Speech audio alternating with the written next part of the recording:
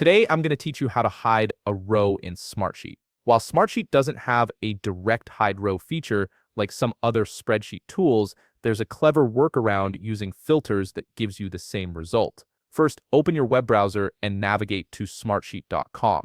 Once you're there, go ahead and log into your account using your credentials. This will take you to your Smartsheet homepage where all your sheets and workspaces are displayed. From your homepage, browse through your files and locate the sheet where you want to hide specific rows. Click on that sheet to open it. This brings up your full spreadsheet view where you can start working with the data. Here's the thing about Smartsheet. There's no specific hide row button or direct action you can take to hide rows the way you might expect. However, the filtering method I'm about to show you is actually the simplest and most effective way to achieve this, and it gives you full control over what's visible and what's hidden. Look for the filter option in your toolbar and click on it.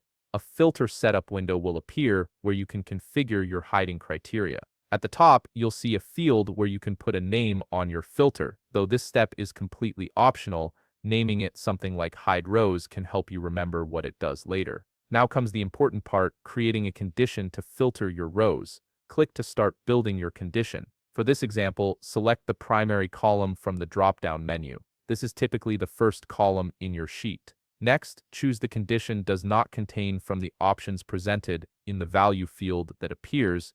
Enter the word hide. What this does is tell Smartsheet to show only rows where the primary column doesn't contain the word hide.